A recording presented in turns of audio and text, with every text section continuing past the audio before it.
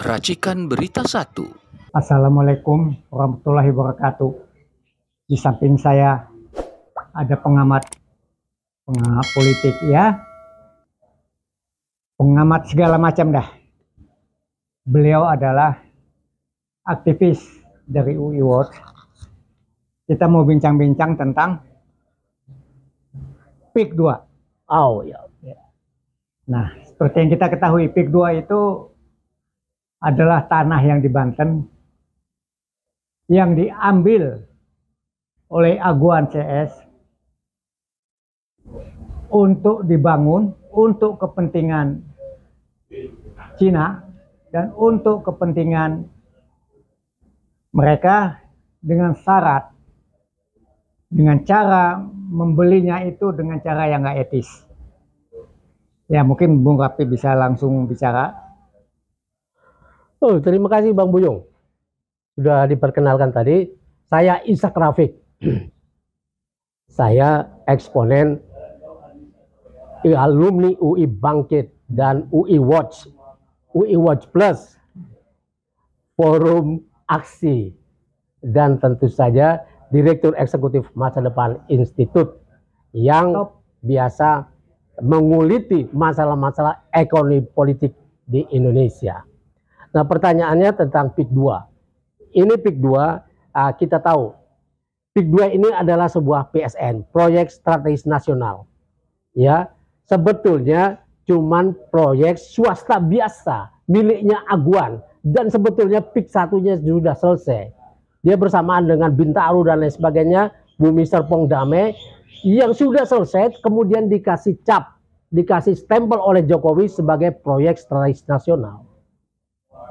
Tahun 2016 sampai tahun 2023 Jokowi menetapkan ya ada 190 proyek strategis nasional dengan nilai 1.515 triliun. Menurut PPATK, Ketua PPATK Yustia Fananda, 36,67% dikorupsi. Dari sisi dana ini saja sudah sangat mengerikan. Tahun 2023 sampai 2024 ada sekitar 40 lagi. Nilainya hampir 500 triliun. Kemudian tahun 2024 saja ya ada proyek lagi ya yang nilainya juga sekitar hampir 500 triliun. Artinya ada 2.500 triliun dana negara ya yang ditaruh di PSN yang sebetulnya dari sisi manfaat buat rakyat ini tidak ada. Apa yang terjadi dengan proyek nasional? Sudah dikorupsi, tapi rakyat dibikin miskin dengan cara ini, di mana pemerintah menyerahkan tanah-tanah rakyat yang harusnya dilindungi kepada konglomerat, 30 grup usaha, semuanya mendapat ini. Seperti Jokowi sedang membayar ongkos yang telah dikeluarkan oleh para konglomerat ini untuk naik ke tampuk kekuasaannya 10 tahun. Dan ini tidak boleh terjadi di negara manapun. Ya, tanah-tanah rakyat itu harus dilindungi. Karena itu pemerintah punya kewajiban melindungi rakyat dari serangan militer dan serangan bisnis.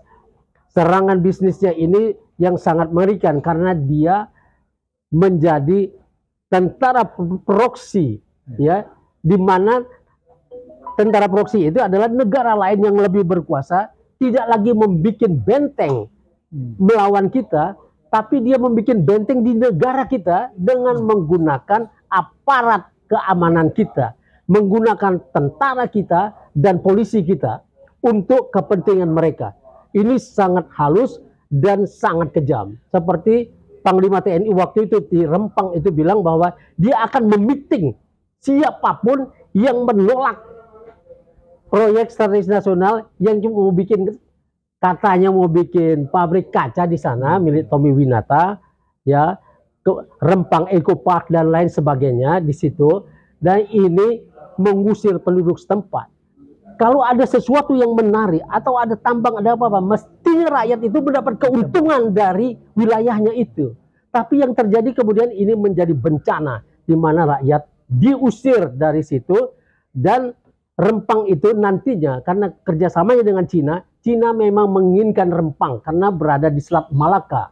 Selat Malaka ini akan dipakai Cina mengusir pengaruh Amerika dari Asia.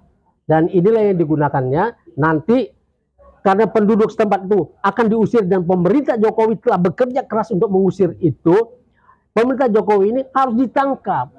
Jangan dibiarkan kejahatan terhadap negara dan bangsa ini berlangsung. Juga perebutan terhadap tambang-tambang kita, nikel kita, emas kita dicuri dengan cara-cara yang kayak gitu.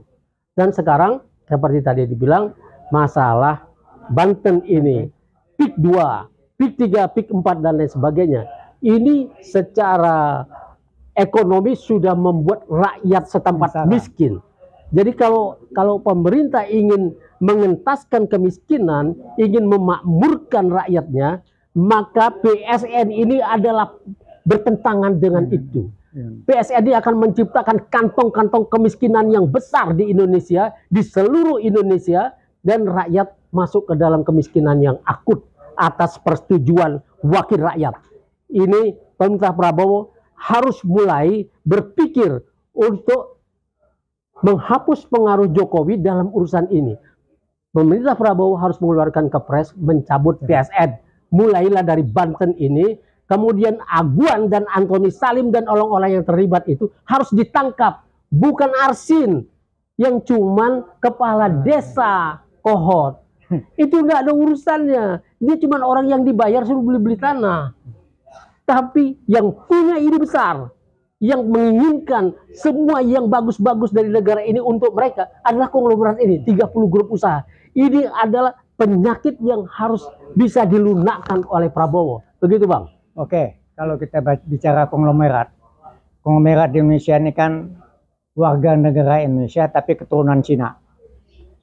Nah, mereka itu lahir di Indonesia, besar di Indonesia, sekolah di Indonesia, kerja di Indonesia, cari makan di Indonesia.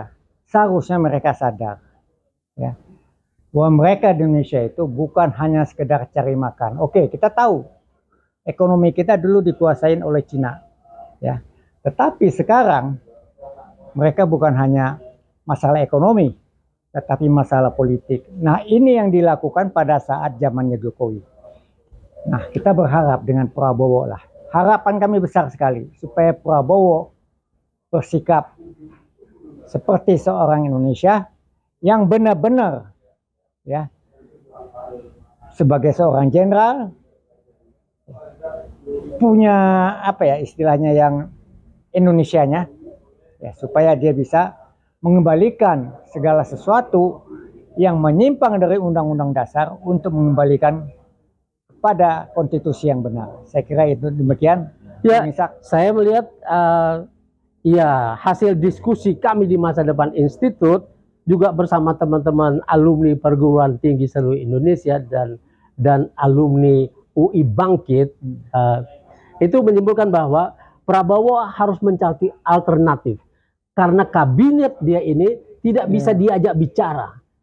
Ada 17 menteri yang tidak tunduk kepada Prabowo yang disumbangkan Jokowi. Ada Erick Thohir, ada Sri Mulyani, ada Erlangga Hartarto, menteri-menteri Ekuin dan lain sebagainya. Tito Karnavian yang pura-pura tidak tahu ada pembangunan negara di dalam negara. Ini terlibat dalam pembangunan PIK 2 dan lain sebagainya. Jadi Prabowo untuk menyelesaikan ini, pertama keluarkan kepres cabut PSN, yang kedua batalkan undang-undang Omnibus Law Cipta Kerja yang melegalkan perebutan tanah-tanah rakyat itu di wilayah-wilayah strategis untuk diserahkan kepada konglomerat.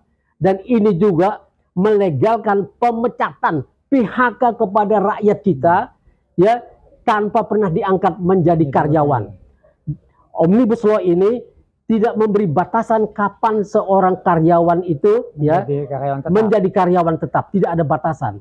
Undang-Undang Nomor 3 Tahun 2013 memberi batasan 2 tahun setelah masa percobaan harus diangkat menjadi karyawan. Kalau tidak itu sebuah pelanggaran. Nah, karena ini tidak pernah diangkat, maka ketika mereka ini dipecat, sekarang sedang hujan PHK di mana-mana, mereka dipecat tanpa pesangon. Karena apa? Karena mereka dianggap bukan karyawan. Nah, ini berbahaya. dan Prabowo harus mencabut ini. Yang ketiga, saran dari Masa Depan Institut dan teman-teman alumni UI dan Forum Aksi adalah Prabowo harus membuat satu lembaga baru di luar kabinet, semacam CSIS pada zaman Soeharto, sehingga Prabowo punya partner dalam memikirkan negara ini dengan cara yang lebih elegan. Wassalamualaikum warahmatullahi wabarakatuh. Waalaikumsalam warahmatullahi wabarakatuh.